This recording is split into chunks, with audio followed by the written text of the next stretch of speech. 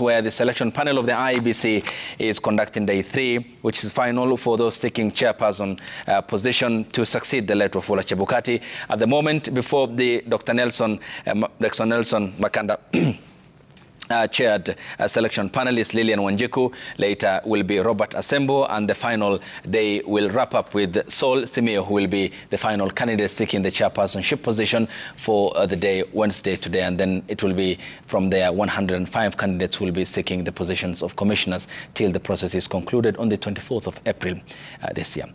Thanks for watching. This is Daybreak, and good morning. Nelson Makanda, I am the chair of this panel. Feel free and just interact with us this morning. Vice Chair, please introduce yourself. Thank you, Chairman. Good morning, Lilian. Good morning to you. My name is Linda Kiome. I am the Vice Chairperson of this selection panel. Karibu sana. Thank you.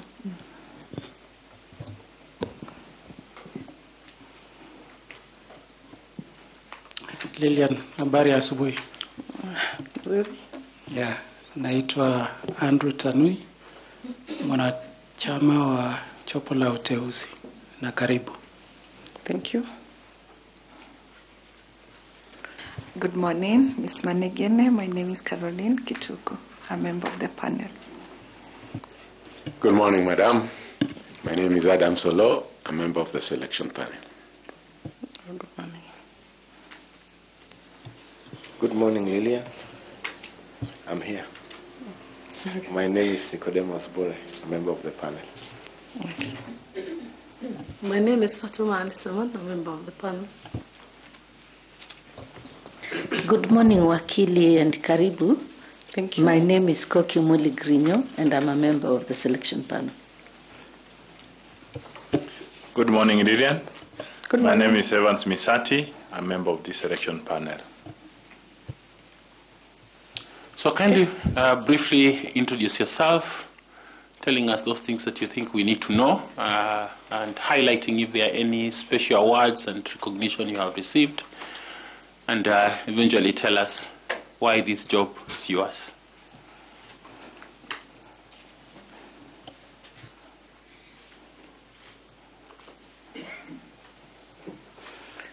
Good morning, Chairperson and members of the panel.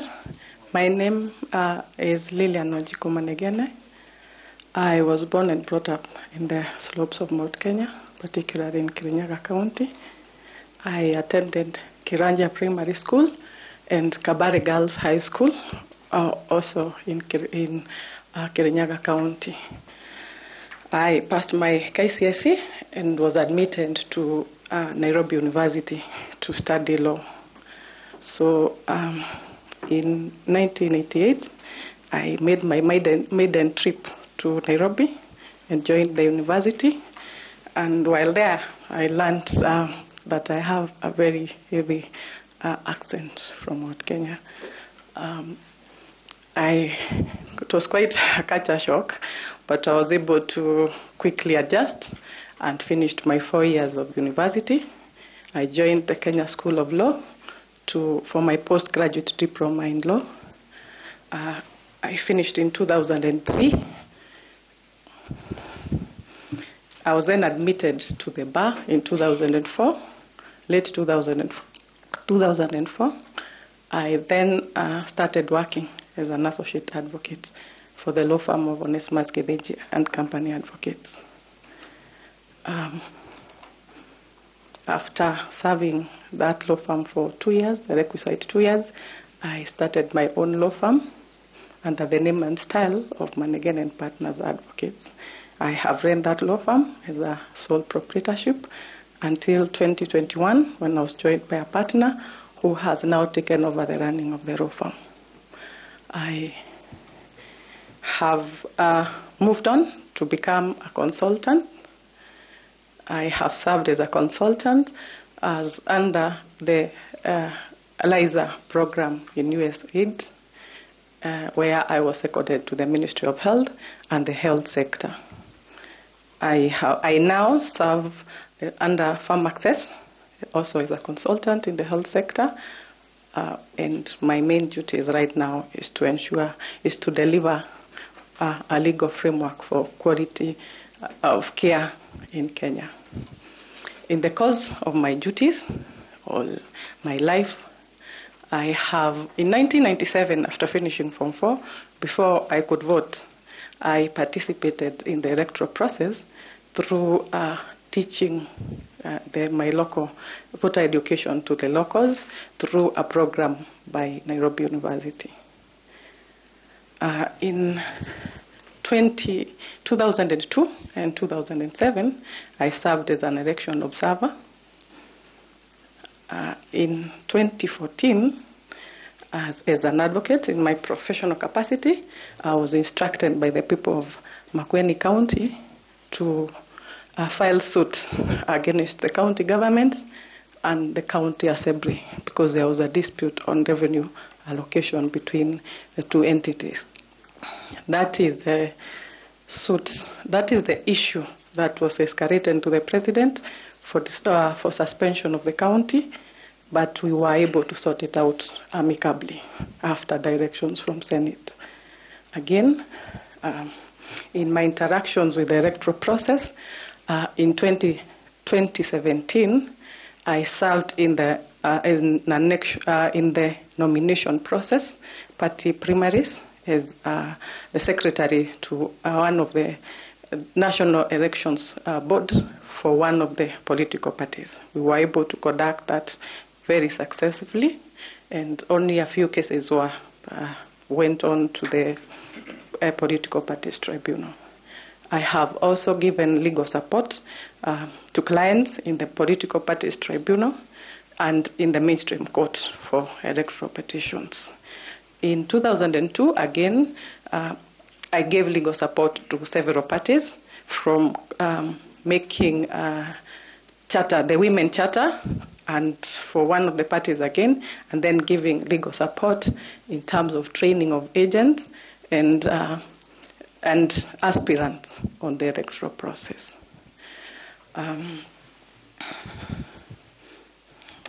Yes, I want to take some water. Please do. Feel free. Feel free. Yeah. Feel free. This is.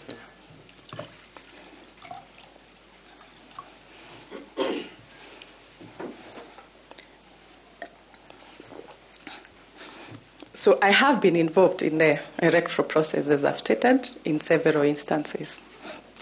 I have also, in the course of my duties, been appointed as a member of the Dispute Resolution Committee for the National Chamber of Commerce and Industry.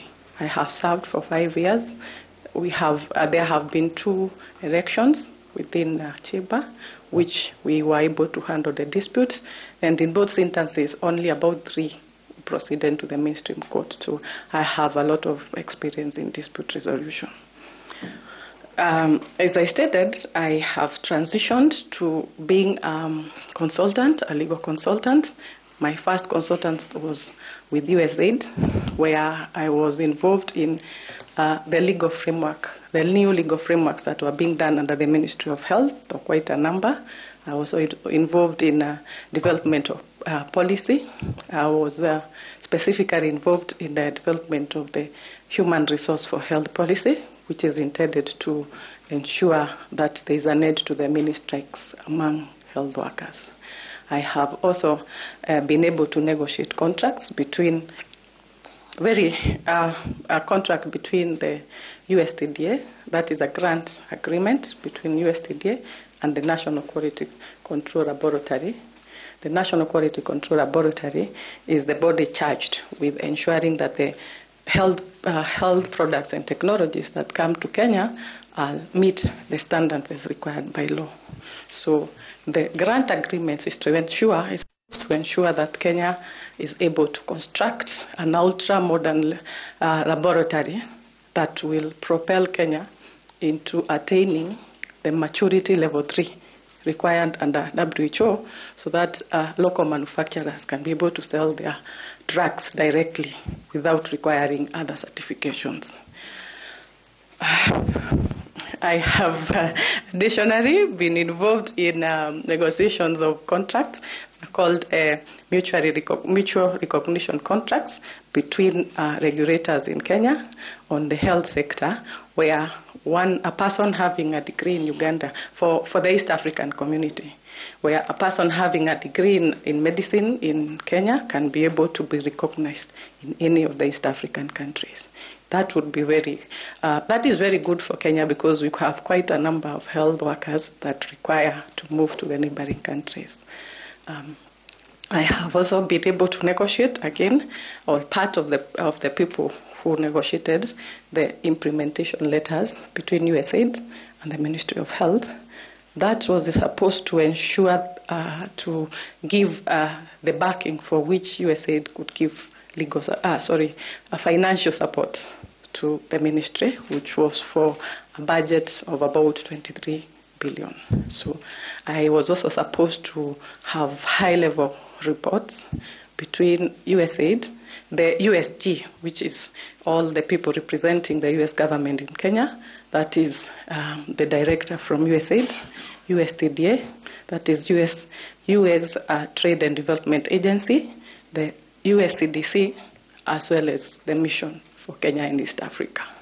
So in the course of, I've had quite a number of duties, and they were very high pressure. Sometimes I had to work throughout the weekend, throughout the night, just to be able to deliver, because the projects within the ministry that had to do with USAID were quite enormous.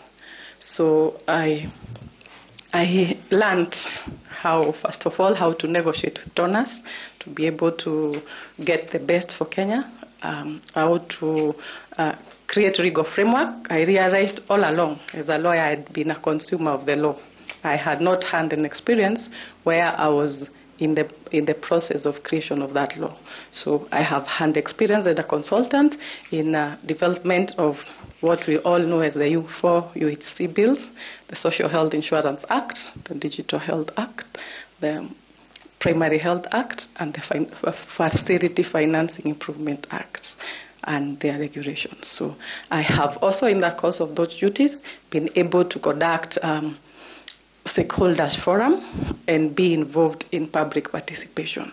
So I have gained a lot of experience in terms of my legal practice and my engagement as a consultant that would give me a good chance to be a candidate for this seat. Wow, this is you have really worked and served in the health industry, and congratulations. Thank you, sir. Yeah, we are struggling with Shashi and all those other acts that Kenyans are trying to acclimatize themselves onto, and it's nice to meet the person who claims the authorship of some of those statutes. As you come into this, I'm wondering why you want to leave such a lucrative industry, healthcare. And you come into this very difficult, not so lucrative, if you like, industry of elections in Kenya. Chairperson, I have had an interest in the electoral process from a very early age. And as much as I have served Kenya in the health sector, I would want to diversify and be able to give my best also to the electoral sector. And I believe I'm a person of very good integrity. I have very good leadership skills, because in most of these assignments, especially in the creation of the bills, I ended up being the chairperson, so that I was able to organize the people.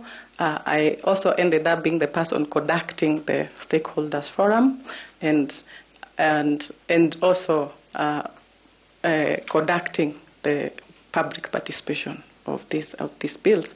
So I think it is time to move to another part of the government, or to be able to serve the people of Kenya in another capacity.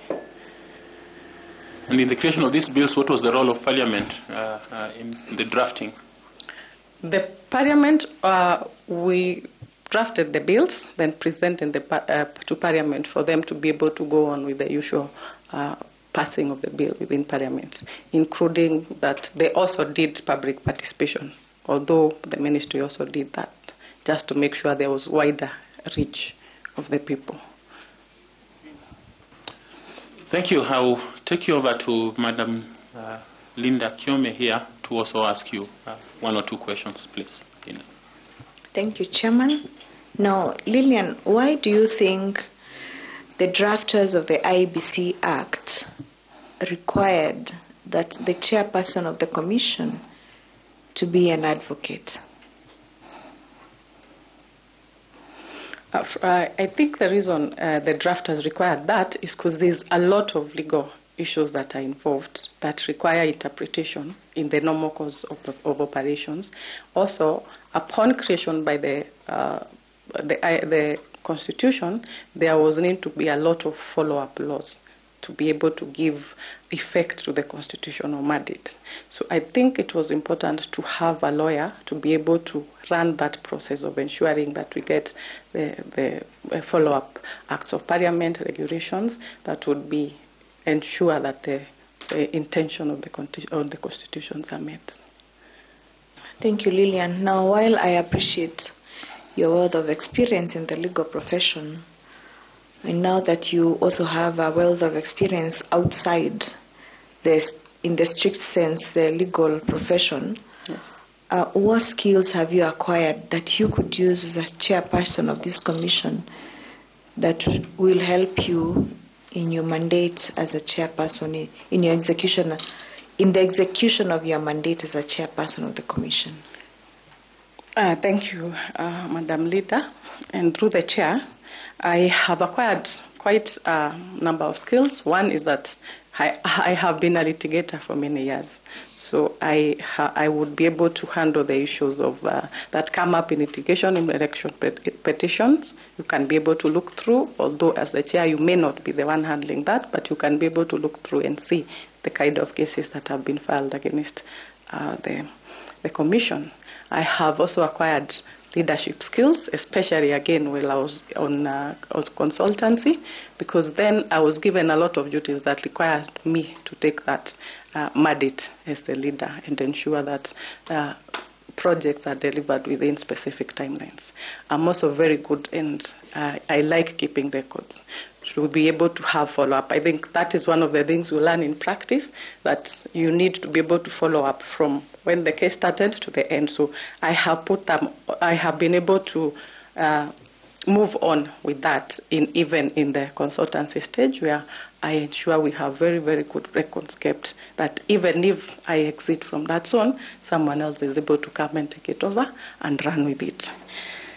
I have also been able to get quite some negotiating skills, especially in terms of having grant agreements between people within the health sector. I have learned how to negotiate. Sometimes you get into a room and it's so hard. The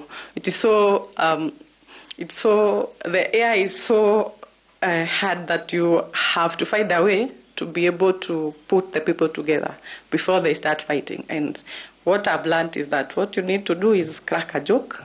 The endorphins will come through. That is what I've learned because of staying with doctors for too long. That those endorphins, the feel-good situation comes in, and then people calm down, then you can restart again the process of negotiations. I would also want to state that my name is Wanjiku. It embodies the new constitutional order and democratic aspirations of the people of Kenya. Which name is this? Wanjiku or Manegene? Wanjiku. Oh, okay. You are the Wanjiku that they talk about. Yes, I am. Nice to meet you finally.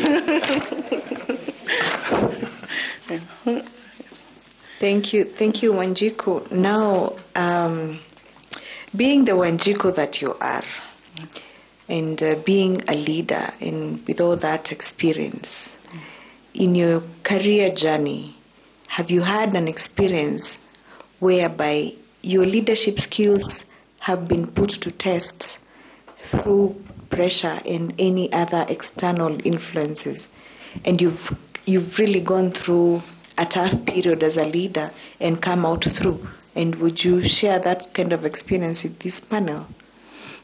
Yes, I have. As a lawyer, there are situations where you give legal advice and the person you're talking to does not want that kind of legal advice. But you have to stick to what the law provides.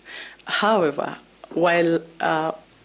additionally, when I was conducting nominations for one of the political parties, the party primaries, there are situations where a person will come. I remember one specific situation. This lady came, removed all her clothes, and demanded that we must give her the certificates. And I had to be able, being the only woman in that panel, I was told it is your work to deal with this person, and I had to deal with her, calm her down, explain to her what we have been able to do and what we can do just to confirm that the result is the one. And she calmed down. I gave her a lesson, and we were able to sort that issue very fast. Thank you, Lillian. Yes. I wish you all the best. Thank you. Thank you, Chairman. So did you give her the certificate? No, she didn't get the certificate because she was not the best. She was not the best aspirant at that time. Okay. But we were able to calm her down and be able to explain why and the process that was used for us to arrive to that result. Okay. Yes. So when we get into Bomas and a candidate full search on you, you will stand your ground. I will stand my ground. Yes, I will. I do not see why, when the law is so clear, and I would want to protect, I would want us as Kenyans, all of us, to be able to have our ambitions and the spirit of the Constitution met as it is. So I do not see why we would be able to sit back and let the political class be able to influence my decision against the results that have been, against the voting and the results that has been done by the people of Kenya. Thank you. I want to welcome Caro Kituku also to engage you briefly. Caro, please. Thank you so much, Mr. Chairman, and good morning once more, Wanjiko. Thank you. Good morning. Yes. So Article 38 of the Constitution provides the right to vote. And one of the measures in which the Constitution puts forward this right is to ensure there is secrecy in the ballot. Why do you think this is so? What is its importance in a democratic country? I think the reason why we need to have secrecy is to ensure that there's no voter suppression. Because if you have been maybe threatened or there's undue influence and it's not through secret ballot, then that person is not able to vote. They would prefer to keep away from the ballot. Yes. In your experience, I am hearing you saying that you have participated in one or another in the electoral system and through the electoral processes. So what do you think are the lapses within the Kenyan electoral laws and systems and practice that threatens the right to vote through the secret ballot? In terms of the law and regulations, perhaps the problem is not in the law. I think the problem is the space that we have in the polling stations as they are set, so that where that box that you're given to vote, and with the presence of the agents and the clerks from the IEBC, there isn't enough for that ballot to actually be secret. Everyone is looking in, so we need maybe to consider having more polling stations to enable so that there's more space. Like the polling station where I vote, there are so many people that even getting in, I remember my mom has been handicapped for a very long time. Getting her in a wheelchair and moving the people just to give her space is so hard. So my point is that the polling stations themselves do not have adequate space that would allow the privacy or the secrecy in the So votes. I hear you. Yeah. And My concern mostly is that not on accessibility, you have been given access. In fact, the law regulates how many numbers should exist per polling station. And I think the intention to that was very clear, so that to ensure that there is no many people in one polling station that may hinder the processes. So my concern is on the secret balloting. You are there, you have access, you're supposed to vote. So what are some of these instances that exist or that could threaten your right to exercise a secret voting by way of secret ballot? From my understanding of secret ballot, it means that you have given your papers and you stand somewhere alone and you vote.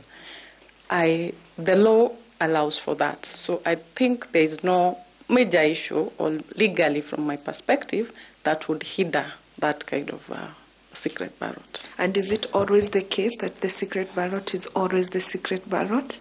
Yeah, especially outside the legal framework? It is, like I said, for me it is the spacing that is there, and the fact that sometimes you have the agent surrounding the person. So that space that you have to be able to vote is that secret ballot is not adequate. But in terms of the law, I think the law is very clear. It is supposed to be a secret ballot.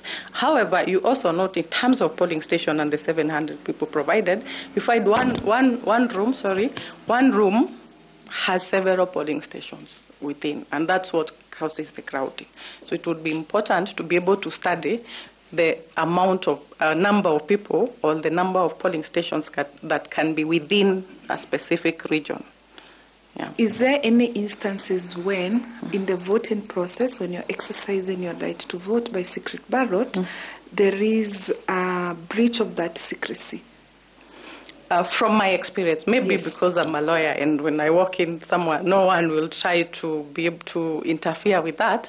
But from my experience, especially when I was doing the Observer, you find that there are a lot of people who want to come and ensure who you are voting for. Yeah, so that would interfere with the secret ballot. So there is always this category of voters that many times could be assisted. Yes. The assisted voters. Yes. Do you think that that process of having, the recognition of them being assisted voters, their secrecy, their right to secrecy ballot is breached, and if so, how? Okay. Yes, that's their right to having a secret ballot is actually affected because I had an experience where I actually raised a complaint because the person who was assisting this person was an agent of a certain party rather than the IEBC agents or a person they have worked in with. So yes, there are instances where you find the law does not adequately cover, so that if it is a person with a disability like you have a disability like what did I say? You cannot walk. You can to make that decision yourself. We don't need the assistant voter to be assisted to get to that booth.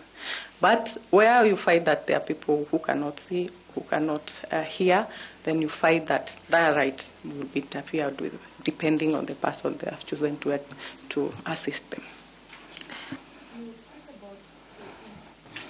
You speak about the influence the agents at the polling station could have on the secret balloting process.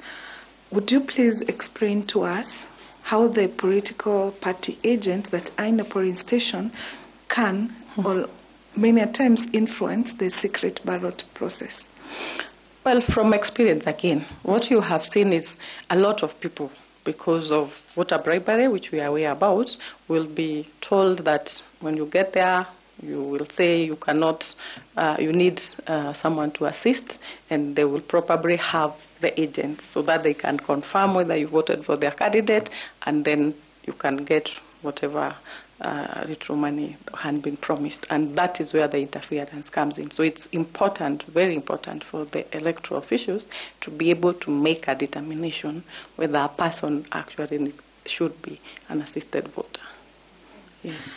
We have also seen Kenyans and some Kenyans who go to vote, and at the end of the vote, they take a photo of their vote, share it outside with people, in the social media spaces, in various technological and those spaces that they could share.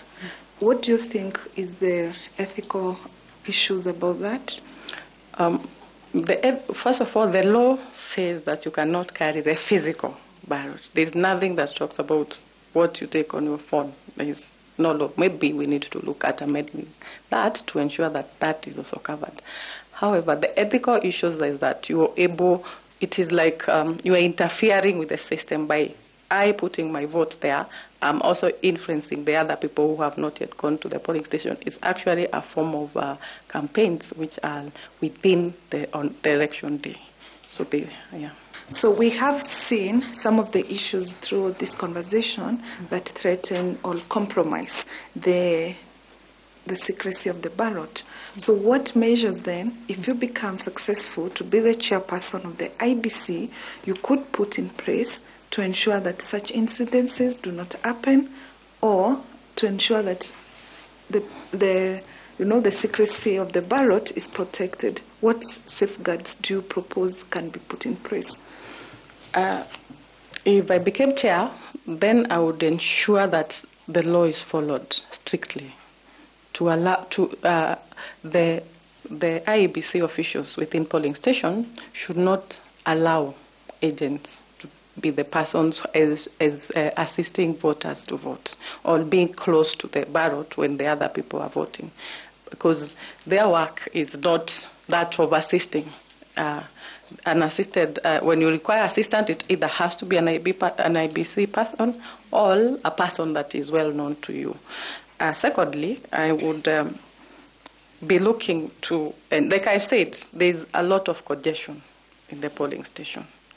There's a lot of congestion, which makes it, first of all, impossible for the assisted voters, especially those people living with disabilities, to be able to vote. And it is within that congestion that you find the interference, because you find the IEBC official is already overwhelmed. They cannot deal with the number of voters, the number of agents who are already in that room. So while handling another part of the room, then you find now the agents taking advantage and interfering with the secret ballot. Thank you for that. So let's move outside of Kenya a little bit. Do you know of any countries that have or enforces mandatory voting, that everybody who ought to vote must vote? I'm not aware of any, but although the US is said to do it, I'm not aware of their law that provides for that. Yeah. So there are countries that do that, that enforce mandatory voting. Yes. That if you are a registered voter, you must vote, and if you don't vote, there are penalties that attach. One of those countries could be Australia, Belgium, Brazil. They are there. So what is your take if this was to be adopted in Kenya? If we are to ensure there is the mandatory voting for every registered voter in Kenya, given the concern that has always been, arises every time on the raw voter turnout. Kenya is a very democratic country. Through the chair, Kenya is a very democratic country, and it is important to enforce that democracy. For me, choosing not to vote, you could have two candidates who you don't wish to support either. You see, some of these developed countries have only specific two or about two of the parties running. Here in Kenya, we have so many candidates. You may decide you don't want to vote for any of them, and I think you should retain the right to be able to decide whether to go vote. You can also decide to just go vote for the governor and not the other candidates. I think our democratic space should be as is. Yeah. Thank you so much, Ms. Manegene. I wish you well, Wanjiku. Thank you. Thank you, Mr. Chairman. Allow me to ask Ambassador Dr. Koki Muli to also ask you some questions. Koki, please. Thank you. Thank you very much, Chair. Advocate Manegene, I would like to engage you a little bit further on a number of issues that have been raised by the Supreme Court. You recall, for example, since 2013, we have had serious challenges to election results, especially results for the presidential elections in 2013, 2017. Yes. In fact, in 2017, we had even a nullification of the election of the president and a repeat election. We also had a challenge on the validity of the election of the president in 2022 as well. My question regards one of the key or perennial issues that have been identified as a problem in Kenya's election, and that is the IEBC election results management framework. I would like to start by asking you to tell this selection panel and Kenyans who are watching you if you are aware of the IEBC election results management framework, what it is, and what it is used for. What I'm aware about is the digital system that allows transmission of results from polling stations to the national tallying station. That is, I don't know whether that is what you are referring to. Yes, that is part of it. It's an entire framework that helps the IEBC count election results, tabulate those election results, transmit those election results, collate, tally, and announce, and it even features the declaration of the election results. But we know that different results are declared in different places. Would I be right to say that? Yes, it is true. But can you elaborate a little bit? Okay. We have counting of results at the polling station. Then they are transmitted to the constituency tallying station, again where there is the tallying takes place, and then to the county tallying station. The presidential results is transmitted directly from the polling stations to the national tallying station through the electronic system. Thank you very much, Wakili. Where is the election of the president concluded? At the national tallying station. Thank you very much. What are some of the major critical aspects of this results management in the framework that we have spoken about? You have already mentioned one, the transmission of results through technology. Yes. What are the other aspects of it? Maybe I don't understand your question. Could rephrase it kindly? Elections are conducted at the polling station, where you have said that the transmission of results from that place, polling station, to the national tallying center is done through use of technology as one of the aspects of this framework that we are discussing. Yes. There are other aspects of it with regard to the results from the polling station. Yes. Those are the aspects I'm asking. Okay. The hard copies of the forms are also then brought physically to the national tallying station, and that is you now have to confirm between what came through the system and what is in the hard copies of the forms. Thank you very much. And that is with regard to which election? The one for the president. And what happens to the other 5? The other 5 are retained at the county tallying station, and where they are required to, where there is any petitions that have been filed, then they are handled from that center at the county tallying station. Thank you very much, Wakili. Thank you very much, Chair. Thank you, Madam Koki. I would like to ask Tanui, FCPA, to also ask some questions. Thank you, Chair. And Wanjiku, karibu tena. Thank you. I want to follow up with a question by our Vice Chair on why is a chairperson of IEBC an advocate or has to be a lawyer. And you did mention that it's because elections is about. You can say that again. What did you say? I said there's a lot of legal issues that it is the electoral process, first of all, is a legal process. It has a lot of legal guidelines, the law that guides it. So there's a requirement for someone who can be able to interpret and work with the law. So that is the reason that the makers of the Constitution thought it was best to have the person as a lawyer. If I say that elections is also about numbers, it's about counting, and we only declare the winner of a presidential election, it is not determined by law, but it is by votes cast, and those votes have to be counted. What would you say?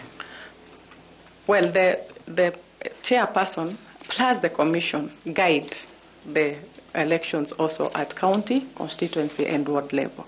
They were able to sit as a commission and be able to give guidance. So the whole electoral system is owned by the commission, and the people who take over at the county levels have instructions also coming, and where they need to interpret how that should be done, how to interpret the law, then it is the duty of the commission and the head of the commission to give guidance on the legal issues.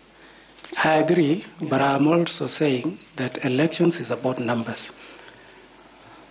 And if I go ahead and say that even the chair of the commission should be somebody knowledgeable with numbers, and I take this with regard to the 2022 general elections. One of the contestations that was there was about the numbers.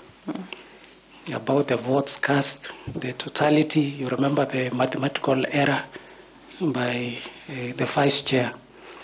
And therefore, if we hypothesize that even a chair of a commission should either have both legal and accounting or somebody good in numbers, what would be your comment?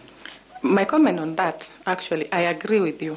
It is mathematics. It's 1 + 1 = 2.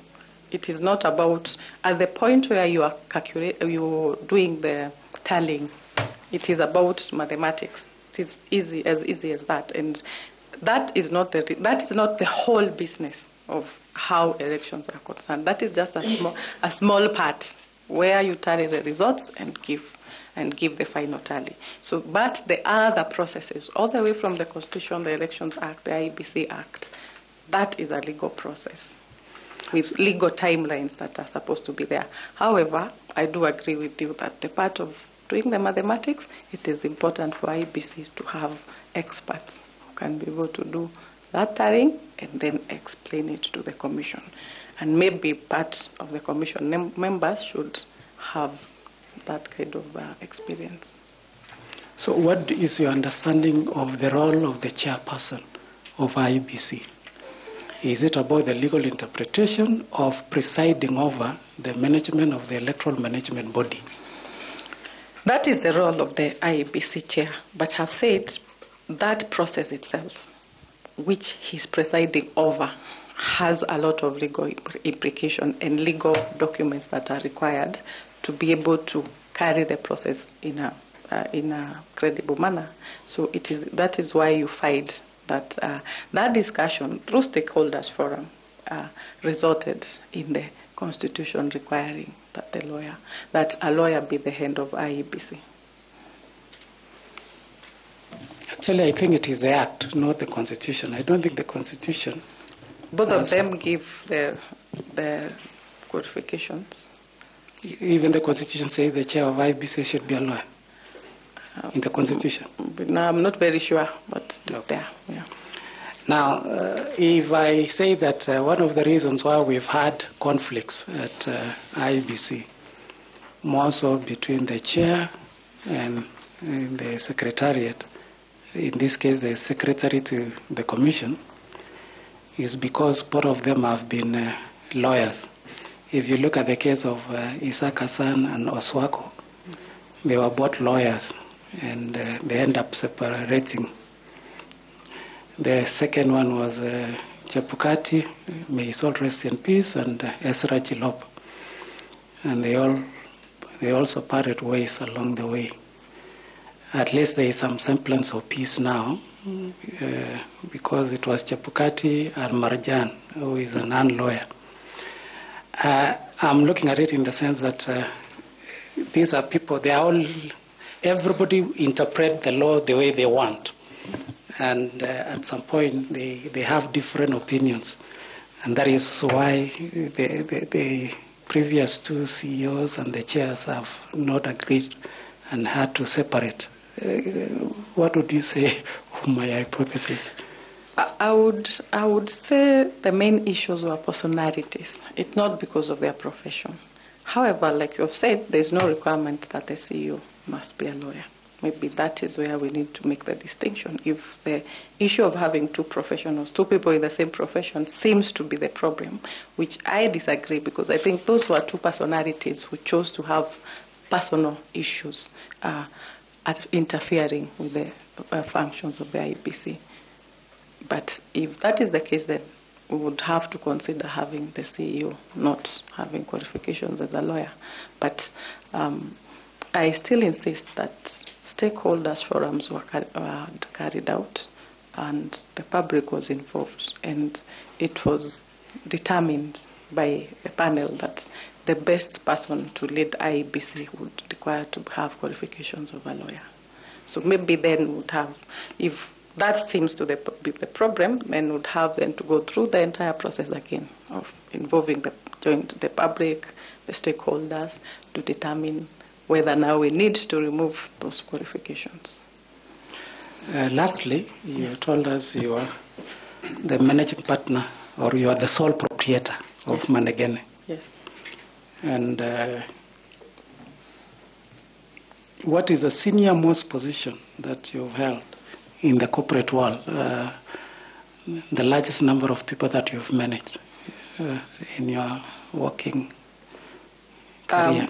While managing the issues of under USAID, it was thousands, because there were so many projects that were happening, which I was the link between the ministry and USAID. So I had to deal with so many of the workers, and within that space, I was not the employer, but there are so many people who are under USAID that needed to report. I needed to report on their projects.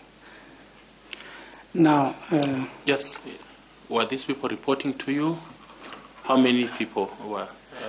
The heads of the projects were the ones I had dealings with, but also I had to deal with their juniors in terms of the implementation of the projects under USAID. And while in the health sector, I also had dealt with other donors, not just USAID, the CDC, the USTDA, WHO. And the issue is there are so many things that are happening there that it's at one point you are dealing with a group of 100 for dealing with family health. The next thing you are dealing with another group of 1,000 who are dealing with primary health care. So it was quite a number of people in thousands. Now, your IBC is a big institution. Yes, it is. You will be having some 6 commissioners whom you will be working with. There will be a CEO. There will be 9 directors at the commission. There are over 24 managers in IBC. We are having 47 county returning officers. we are having over 290 sub-county, and there will be many stakeholders that you will be managing during the election process. Yes. So how is the experience that you've had help you transition to this huge institution known as IEBC? Thank you. And through the chair, like I've said, I handled a high-pressure job while I was a consultant under USAID. And it was just to say, IEBC deals with one subject. This one, it was different subjects. Today you are on this one, tomorrow you are on the next one, and all of them I had to find a way to be able to collect all that information and be able to report on it. So for IEBC, I think the numbers are manageable, and what you need is to have teamwork and to work with the other commissioners to ensure that you have different people handling different situations, so that the whole job does not rest with the IEBC chairperson. It should be teamwork between all the people. I pride myself in being very good at training and giving capacity building, especially to the younger generation, to ensure that you are able to delegate as much of the work to them. Of course, making sure that you are able to ensure that the quality is the best. Wish you well. Thank you, Chair. Thank you, too. Thank you. Now ask my colleague Evans Misati to ask you some questions. Thanks so much, Chair. The Wanjiko. You have said now the Wanjiko is going to be the chair. Now, assume you are the chair of the IPC and we are given this opportunity to serve as a chair. As the chair, you will be responsible for providing strategic leadership and policy direction to enhance the performance of the Commission as your key role. Based from what you have described here, what will be your key principles and strategies to ensure that you guide the Commission in the right direction, particularly giving the vision and the tone that you will start with? I would endeavor to ensure that IEBC is the most credible management, electoral management body that will be able to protect the democratic aspiration of the people of Kenya. And how would I do that? I have said I am very keen on teamwork. I would ensure that we are able to work together with the other commissioners and the secretariat to ensure that there is a proper policies are set. I have had a lot of experience in the making of policies, so I would then transition that knowledge into ensuring that we have good policies that are able to guide the secretariat on how to provide their services. And in terms of leadership, like I said, I have very good leadership skills. I find myself, when I was younger, every time I walked into a meeting, I would always be the secretary. You're the one taking notes, you're the one guiding this information, you're the one doing the follow-up meetings. But recently, I think because of age, I have transitioned to always being the chair. So you put the team together, you have to ensure that the timelines that you have, you are able to meet them, you identify what each person is able to do their best in their best capacity, and then setting timelines, giving guidance, so that now as a team you are able to give the best for Wanjiko. What challenges, Wanjiko, do you foresee as the chair from where you sit? What are the challenges that you can foresee in that position of the chair of IPC? Thank you. And through the chair, I can't see your name, so I apologize for not referring to you by name. But one of the biggest challenges we have is that commissioners run away from Kenyans at their time of need. That is what we have been experiencing as the people of Kenya. So that is likely to be a charity even in the next general election. So as a legal practitioner, I would ensure that there are legal provisions, or the law is amended to ensure that there are very stringent penalties for any commissioners who has gone through this interview process, being appointed, and then decides, I'm going to take my salary up to 2026 or just before the results are read, then I'm running away. So I would ensure that we have a law where if a commissioner does not agree with the process, there's a process through which they can seek to leave by ensuring that they write down why they're in disagreement. Just like the Supreme Court does, there's always the dissenting parties in the Supreme Court. So that is what I would suggest in addition to the law. But if at the time where, because the presidential elections are the ones that are usually so disputed, at the time when that arises, then every commissioner should write down their reason for dissenting, and they should read it to the public before the results are presented. The other challenge has always been the digital system. While in the process of preparing the Digital Health Act and regulations, I learned just a few issues about what a digital system should have. It should be able to authenticate, it should be able to authorize and account. Authenticate meaning any person getting access to this system should be able to be given, the system should be able to authenticate who they are. Then authorize that person to specific parts of the system, and then account for every person who has been able to get in and out of this system. That is why now when cases go to the Supreme Court, then they are able to get into this system. Please note I'm not an expert in ICT. Get into this system and see through the accounts made thereto who has had access, what they have done in that system, and any unauthorized access to the system. But I also believe, and one of the issues I would want to propose is that IEBC, as an arbiter,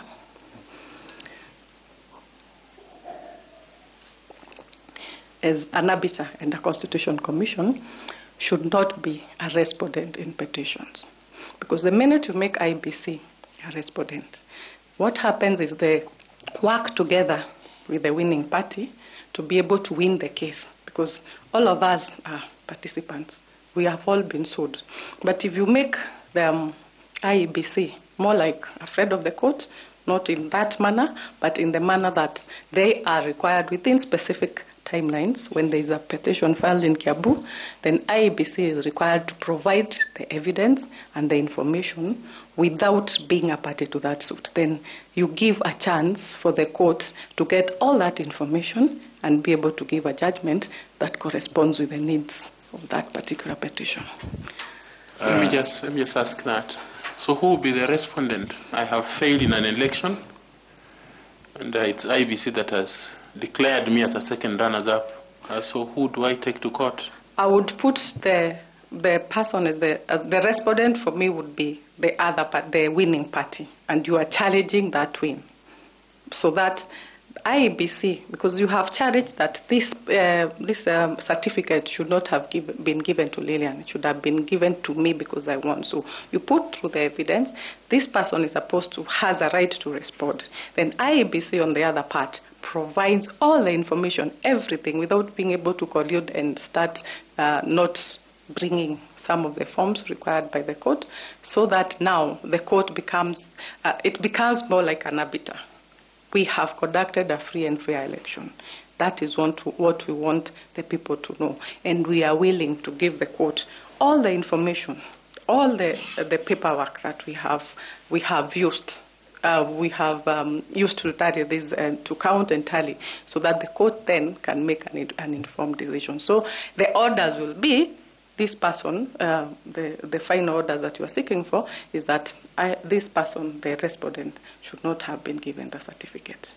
But within that system, IEBC should provide information to court within specific timelines. And failure to do so should also attract very steep penalties.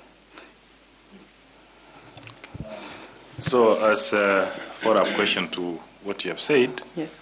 to demonstrate that you have the understanding of what we need to do as a country before the 2027 general election, please, can you try to give us an overview of, if you will get favor with this panel and you are put as the chair of the IEBC, what will be your priority things in terms of preparation before the 2027 general elections?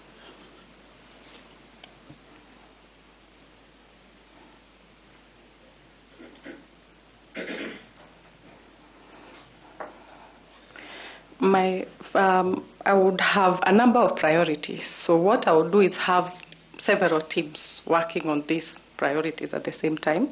One of them is we are already very late in terms of voter registration. We have lost almost 2 years. So we have about 3 years of young boys and girls who have qualified and have not been registered. So it is important to have to start immediately. And I would suggest, of course, to my team that we start with massive voter registration. Without not the usual one, but we call for the massive voter registration for the people of Kenya. Of course, I would also be looking to ensure that that is also together with educating the voter as to why they need to register, how to register, and their civic duty to vote. Those two would be working hand in hand. I would also be looking at the budget required for the 2027 general election, because there has been no commission. And so, whereas we are aware that the Secretariat may have presented a budget, it is important for the commission also to go through that budget and confirm whether it corresponds to what is required, what has been budgeted for, and whether it is adequate or maybe above what is required. The other issue that is running through our minds is the border issue. We know we are already out of time. That should have been done last year. We need to be able to cool down our people and be able to have a conversation as stakeholders, as the commissioners, as the Secretariat, as the people of Kenya, to ensure or to have a way forward on how to handle the issue of border delineation, while also considering that the timelines between now and the 2027 general election. Then there's the digital system. Again, this has been an issue over and over again. It is important to start. It's to be able to get it in good time. Procurement. I would ensure that whole process of procurement within IEBC is very, very open. I mean, you can tell people we are now looking for the system. Communication in Kenya is very easy. You can reach our young people through social media, the elderly through the TV. My mother watches, throughout the day. So, and there are those, of course, who still buy newspapers. So, what I would ensure is that there is very constant communication with the people of Kenya on the procurement processes within IEBC. Thanks so much. I wish you well. Looking forward to our Wanjiku chairman. Thank you. Well, Ms. Fatuma Saman, would you like to ask some questions to Wanjiku? Yes, thank you, Chair. Wanjiku, welcome. Thank you, Fatuma. Political parties are key players in the electoral processes in any democracy. Would you please tell the panel the role of the political parties as key stakeholders of the IEBC?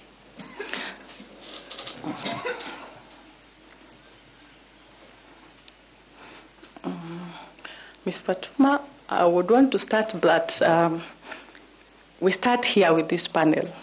The political parties are represented, so they are part of the people who are able to determine the new IEBC. And so they are participating by ensuring that we have a continuity by appointment of the IEBC. Political parties also are key stakeholders in the electoral process, because it is through them that you get candidates for the general elections. So their views should be at the forefront of their engagement, should be at the forefront with the IEBC in terms of deciding even the timelines, how voter education is going to be done. They should be consulted. Also, in terms of voter registration, it is important also to involve the political parties and keep them informed of the processes that are going on within IEBC. Again, very key is the issue of procurement, and especially of the digital system, the ballot boxes and the ballot papers. It is important to have continuous engagement between IEBC and political parties.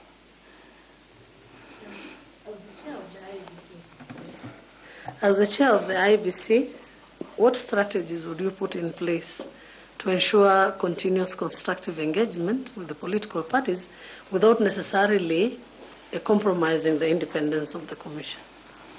I am aware of the existence of the Political Party Liaison Committee, which is supposed to have engagement with the IEBC. So for me, I like order. So I would ensure that there is continuous, and if there are set dates within maybe monthly, quarterly, where we have meetings between the IEBC and the political parties. However, I am a strict follower of the rule of law. I believe that the law should be followed to the letter. So, and it is very clear that political parties have no influence on the activities of IEBC.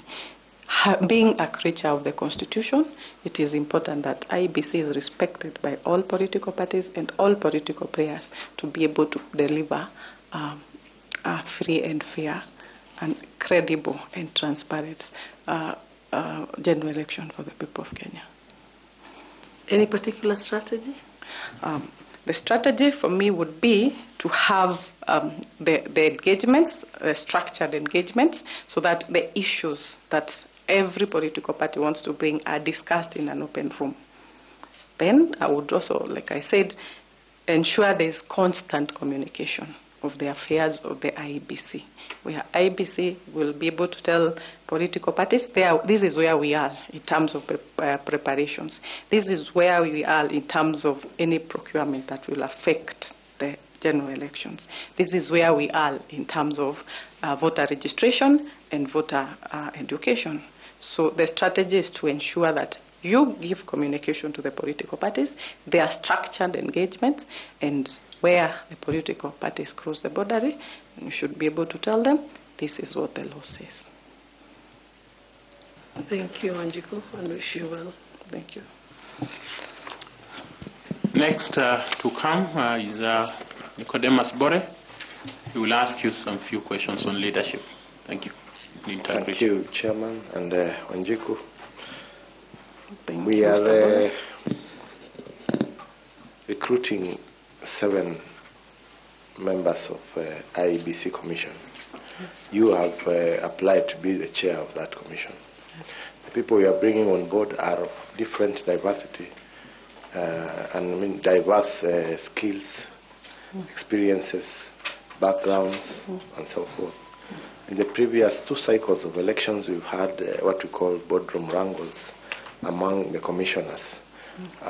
Can you tell this panel what strategies you would have to make sure that the team that is picked will work cohesively to serve the people of Kenya diligently and with a lot of integrity, and will not experience what we have had the last 2 cycles?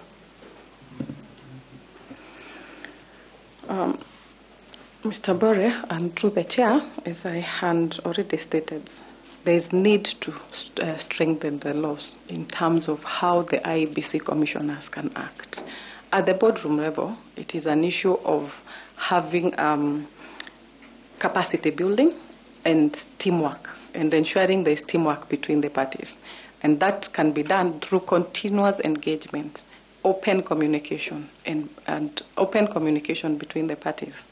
And I think we need to amend the law, the IEBC Act, to be specific, to give guidelines on how affairs within the commission, the 7 commissioners, including the chairman, should be guided, so that if there is a dispute, how is it recorded? For example, does the chair have the absolute right to declare the presidency when the other 6 commissioners are saying that is not the proper treaty? We need to have the law looked into and probably amended to actually the law provides that for you to make a decision it should be more than half, that is 4 out of 7.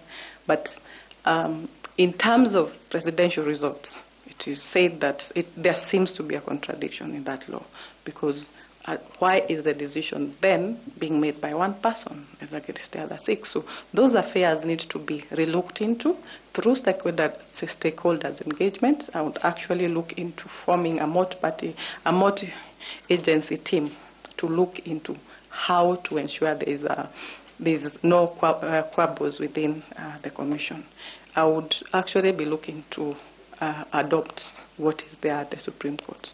You have an issue, let's discuss it, and if we can't agree, let's put it down. This is my opinion. This is why I don't agree with the results that were presented. This is why I don't agree that even the results presented in other situations, the elections were not free and fair.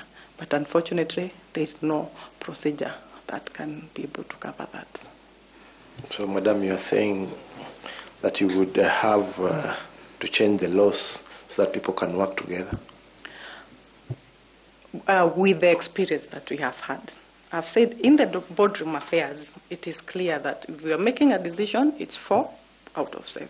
It is the majority. That wins. If we are going to obtain the oversight on the procurement process, and we are saying we are not going to take that company, and 4 out of 7 have agreed, that is how we are going to go. That is what the law allows. But the issue that has not been sorted out is in terms of declaration of results. And that's where you find IEBC commissioners disappearing on the people of Kenya at their time of need. So we come through this system. We have offered our services to the people of Kenya, but on the day that they need us most, then you disappear. So that is what needs to be guided by the law. Can you be able to just walk out? If you need to walk out, what should be the process to be able to do that? If there's a disagreement, and that is on the issue of the results, and they really cannot agree, there should be a law that provides for how to handle that. Otherwise, it will be just the usual boardroom wrangles on a very important issue that affects the whole of Kenya. So you don't think it's about the leadership skills of the chair? I think also in terms of, that's why I said in terms of the boardroom affairs, there are already provisions. Of course, you require to have a chair who is able to deal with everyone, who is able to gel, who is able to give very good leadership skills and follow the Constitution and the Leadership and Integrity Act. That person is the one who brings the glue to the group. But like in the general elections, there's a lot of political party interference or political interference at that point. That's why it is very important to have that the law being the one providing for what should be done in that kind of circumstance. Yes. Now, there was a case that involved Lilian Wanjiku Manegene, which I believe is you. Yes. Versus Kimunge Limited. Yes. On a bounce check. Yes. That you provided. Yeah. Can you please tell this honorable panel how that case went and whether it was resolved thereafter? That involved a business that we were doing with a friend, and we were unable to agree at the point where we were not able to make a lot of money. We were not able to make money from it, so the person demanded that they needed their capital back. So, of course, we had a disagreement on how that was to be handled. I had the checks were supposed to give authority or to give this person the comfort that we will be able to do this business and be able to get our money back. But at the point where now the person decides to pull out and we did not agree, then I believe in the justice system. So that matter was forwarded to the court for it to be decided by the court, and the decision was done, and I followed what the court guided. What did the court guide? the court guided that I was to refund the money that the person had put into the business. Yes. Okay. Thank you, Chair. You issued a dishonored check. Like I said, the issue was not the dishonored check. The check was not supposed to have been used for that purpose, because at that time we already had a disagreement on how to handle the business as it was. So the best possible way was I had given this check as for this person to have comfort about the business that we were getting into. So when we had a disagreement, without my knowledge, that check was deposited. So, of course, at the time it was deposited, if you don't have money, it will definitely be dishonored. There was no money in the account.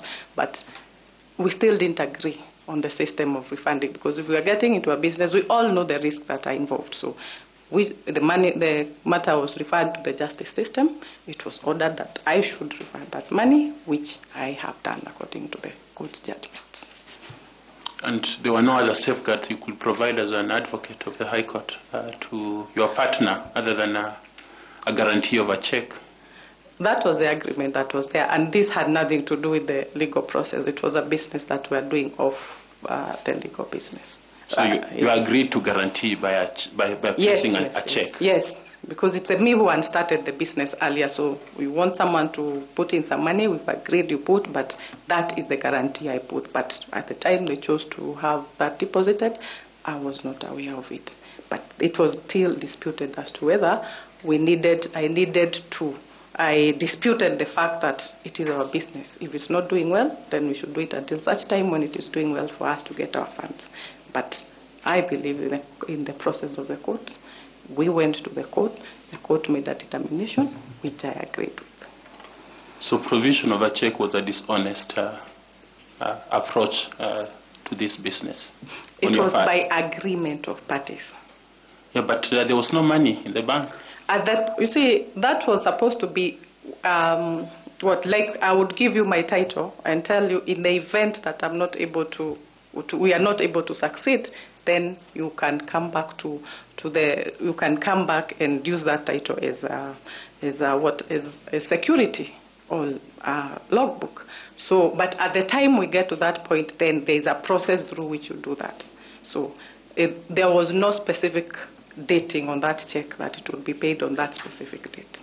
It was supposed to be security. In the event this business goes like this and you feel that you want to pull out, then you would inform me, and then I would ensure there are funds available.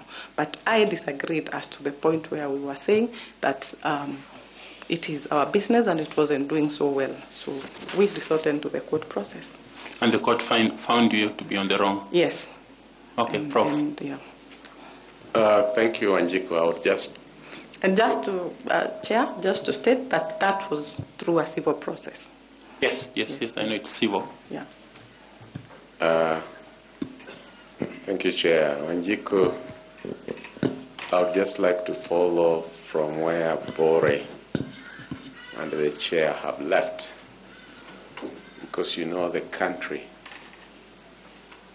is looking for a Chair who has the highest form of integrity. A candidate told us here that he should be like Caesar's wife, unblemished. The Chair has asked you successive questions on this check. I want to follow up.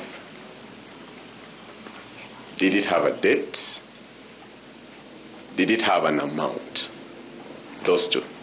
It had an amount, but it didn't have a date. It didn't have a date? Yes. So it is Kimungi who put the date?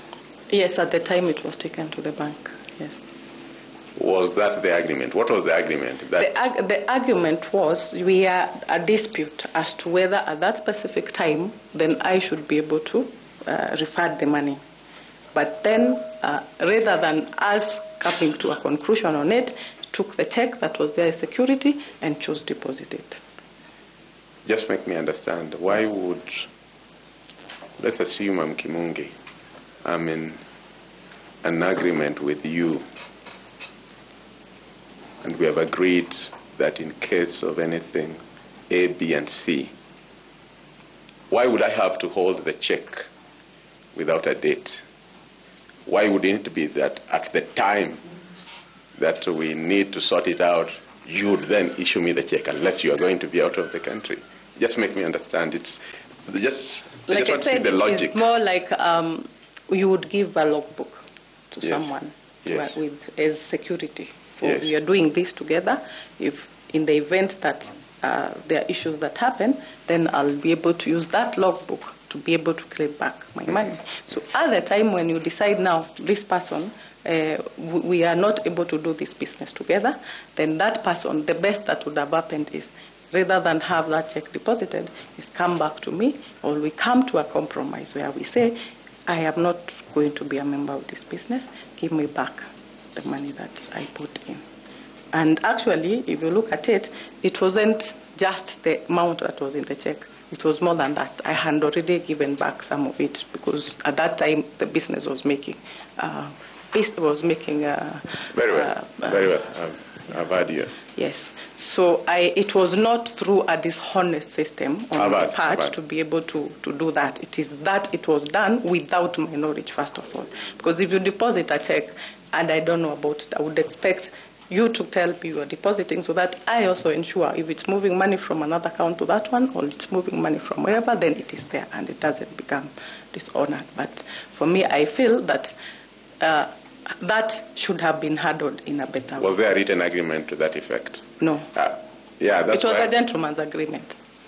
That's why I was telling you, let's leave it, because the more you go, then the more I interrogate, because the way you're explaining it, if there was a written agreement, then we would say that he breached that agreement. But you are saying that there was no agreement written to that effect. So let's leave it to rest there. Yeah. You told us you are the proverbial Wanjiku. You have the name Wanjiku. Yes.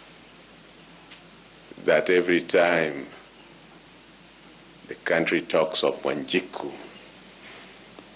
of the Constitution, it's that, I know you know that it's that grassroots person.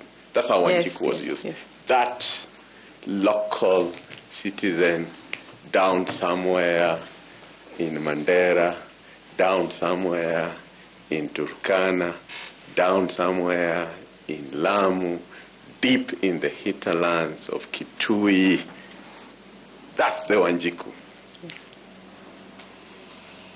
This Wanjiku Manegene, if she's made chair, she's a lawyer, she's already done a lot of management on health issues, she's a big-time consultant. If she's made chair, demonstrate to her as how, other than just having the name Wanjiku, she would be the embodiment of the aspirations of the ordinary Kenyan that is usually referred to as Wanjiku.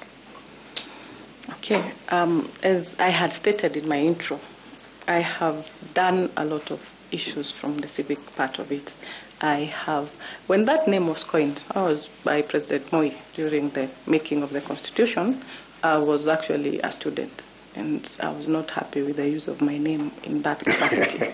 And I was very happy when the cartoonists were able to switch the narrative to say that it is the Wajiko's Constitution. So Wajiko, I am Wajiko by virtue of being a Kenyan. I am very easy to interact. I find it very easy to interact with Wajiko on the ground, to the extent that I will leave this room, wear a pair of jeans, and you'll find me interacting and talking to Wajiko on the ground. So I believe while I may have gone on to get an education and get involved in other issues, my democratic aspiration as a Kenyan still lie within that space of Wanjiku. So I have, like I've said, been involved in a lot of stakeholders' engagement and public participation. So I would ensure that Wanjiku, Halima, Chelono, all of them are involved in this process, and I would ensure that there is transparency in the process of in the processes of IEBC to and then I would also ensure that Wanjiku is kept is the communication with Wanjiku is very transparent, so that they are able to know what is happening in IEBC. We want to do mass voter registration. We are doing it between this and that day. Then you ensure that it's all over the social media, that the information is communicated to Wanjiku in the language that they understand. And having been that to Wanjiku at some point, then I'm able to associate and know what the needs of Wanjiku would be. Thank you very much. Yes. The last question from me, again, touches on integrity. What are the core values that guide your decisions when faced with morally gray areas in professional life? Sorry, Mary? What are the core values that guide your decisions when faced with morally gray areas in your professional life?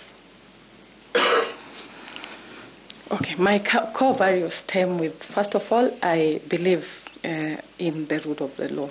I would be able, where there are gray areas, then I would look to ensure that the decisions made speak to the intended or the intention of the law.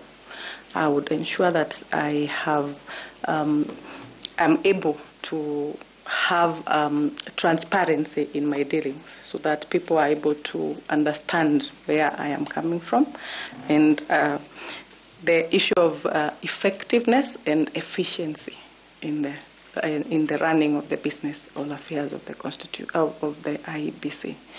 Also, I have, like I've said again, my leadership skills have been very good. I'm able to organize people, organize assignments, to be able to ensure that we get the results that are required. And working with USAID actually taught me a lot of issues in terms of timelines, delivery within specific times. You are paid for what you have delivered. You're not paid just because you're supposed to have been at work that day.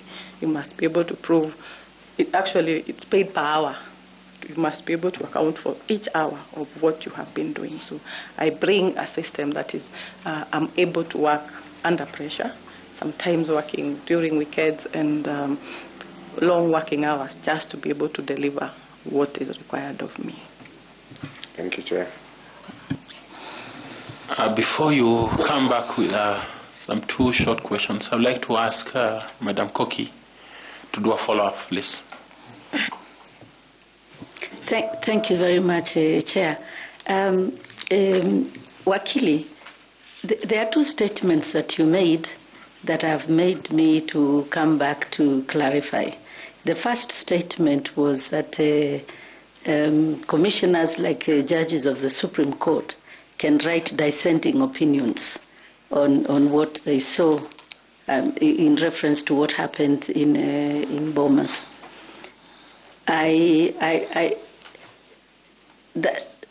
want to seek clarification, and perhaps for Kenyans and members of the panel here, that in an election, let's take, for example, the presidential election that made the Cherera Four to leave Bomas and to dissent, was because of they disputed the results that were announced.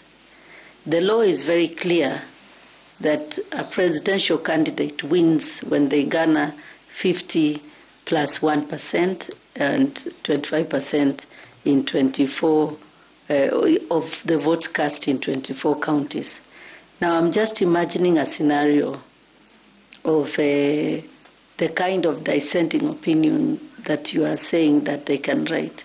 In that regard, if the chair is on his or her own, and there are three commissioners on this side saying that the presidential candidate has won according to the Constitution and the law, and the three commissioners are saying the presidential candidate has not won, what are you saying? That the three can say to Kenyans that they disagree, and the others can say they agree. then what is left for Kenyans? Please just explain that, then I will ask the follow-up for the second one. What I'm saying is that I would propose amendments to the law that allows the dissenting. We may not use dissenting as is used in the Supreme Court, but I have a reason why I am leaving Bomas. I'm running away. And that is what caused disunity within Kenyans, because they don't know why. It is not somewhere. It is, I would be proposing that it is put in writing. Why have I left? Why don't I agree with this process? So that all this information then, when you go to the Supreme Court, it's presented there for the court to make a decision.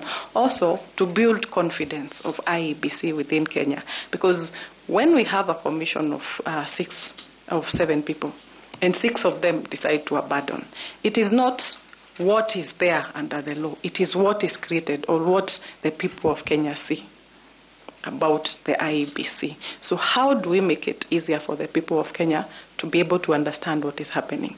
You have seen the Supreme Court is able to calm Kenya when it goes there, because there are already systems that have been set on how to handle even where judges disagree on a judgment. So those are the kind of proposals I would be making. They may not mirror exactly what is there at the Supreme Court, but there needs to be a system through which commissioners don't walk away.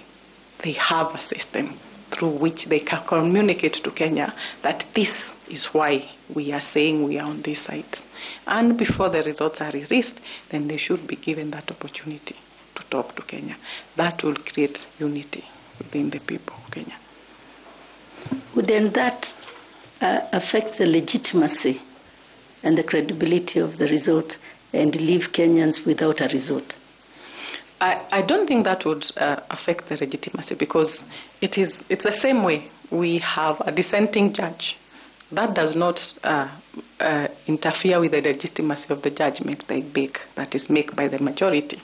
What I'm saying is the reason we have so many political wrangles and clashes within Kenya is because people do not trust that the system that was used. So, because I, as a commissioner, just disappeared from this system. I did not tell Kenyans. That communication is very integral to the people of Kenya, to tell them these are the results. And then we still have another arbiter, who is the Supreme Court, who will be able to look through all these statements that are made by these commissioners while making a decision as to whether the election was free and fair. But walking away creates disunity. It creates the image that that whole activity was not free and fair. Thank you very much. The second point you raised was very interesting. Before you vacate that, this touches on the point that FCPA and we asked you. The result at the tallying center is mathematical. It's a figure, and there cannot be 2 figures. And of course, you are conscious of Justice Mcherure et al. Ruling on the Maina Kiai case, yes, that the results are as announced at the polling station. Yes. So I'm wondering why the chair would be encouraging part of the commissioners to write a dissenting opinion on what? Because the figures are mathematical. Now that is where the question comes in, Chair, because it is very mathematical. I agree with you. It's a matter of 1 + 1 is equal to 2. But people have sat in a boardroom and have refused to agree on those figures of, they have done their 1 + 1 and it has gone to 7. So there is a result, which will be announced by the IEBC commissioner. However, other people have said, we do not agree on this. There can be a boardroom issue here. If the Kenyans don't know what that person has left, then that creates an issue as to the credibility of the electoral system. Thank you again, Chair. The second point you raised that was very interesting is to say that IEBC should not be enjoined as a respondent in a matter. I'm just requesting you to sort of clarify for the panel and for Kenyans what that means. Take, for example, the scenario where you responded that the applicant, who would be the losing candidate, would sue the winning candidate. What if the winning candidate said, listen, this election was free and fair, was conducted by a neutral arbiter, the IEBC, I have nothing further to say, I'm not the one who conducted the election. And therefore the result stands. And you have sued me, I'm not the one who conducted the election, I was declared the winner. And then the judge, as you said, the judge then gives the IEBC a timeline and says, bring this evidence that you conducted, you didn't conduct a free and fair election leading to the loss of this person, or you rigged the election. So, I mean, would the IEBC be expected to actually accuse itself by providing evidence that shows that they bungled the election, therefore the applicant lost? That is the dilemma that I'm seeing. But perhaps you can explain yourself what you meant by that. That would be useful. Thank you. Thank you again, Ms. Koki. Mrs. Koki, Ambassador Koki, through the chair. Again, what I'm trying to say is that our system in Kenya, the legal system, is adversarial. It is not inquisitive. The court is not allowed to call for evidence, do an investigation, and come up with the answer. What we do is you sue the person, you start the petition. So when I am defending myself, I will put only to the court only the information that is enough to defend myself. And that's why IEBC should not be a party to that suit.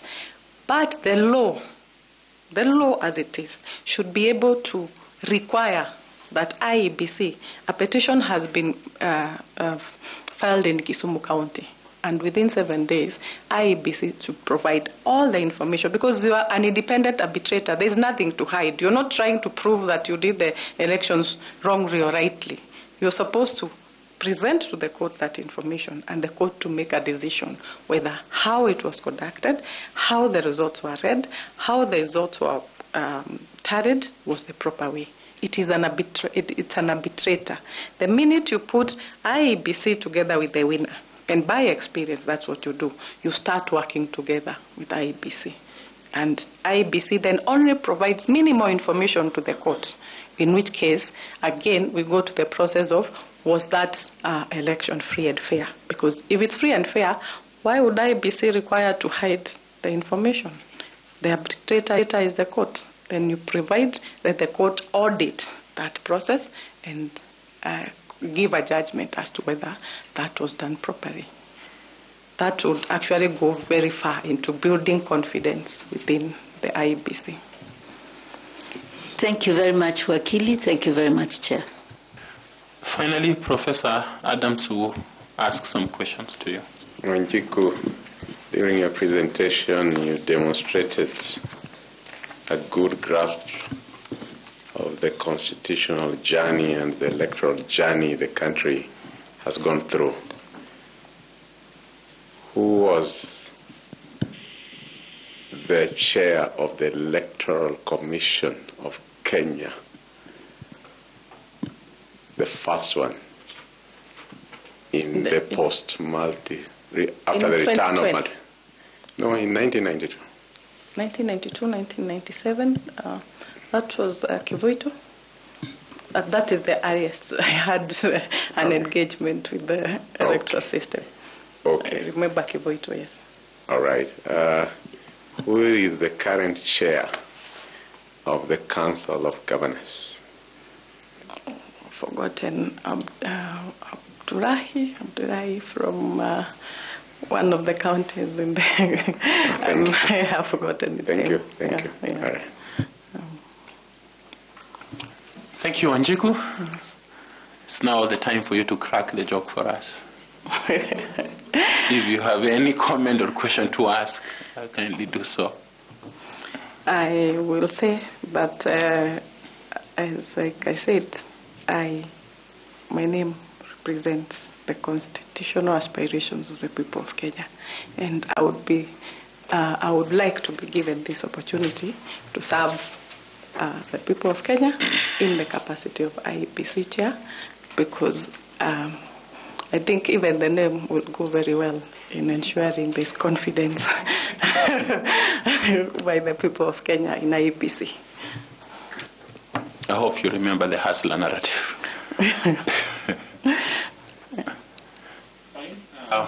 Allow me to thank you for the time that we have spent with you. We have learned a lot from you. Thank you very much for allowing us to come into your space, to know you, to appreciate who you are and the capacity that you have. And we indeed are grateful that you spend time with this panel in this manner. We look forward to finishing this process today of looking for chair in terms of interviews. And we wish you well, praying that it shall go well with you, and we'll finally have a chair that will chair the IEBC for us. Feel free to pick the water. You have a notebook and your certificates. Kindly don't leave them for us. Yes, ensure that you have all your documents with you. Thank you and God bless you. Thank you too, and have a good afternoon. Thank you.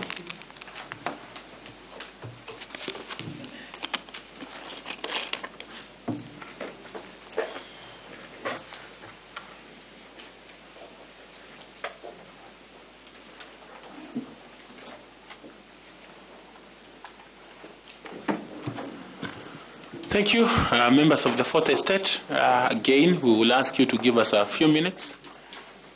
We will be back with the next interviewee at 11 o'clock. Yeah, thank you very much.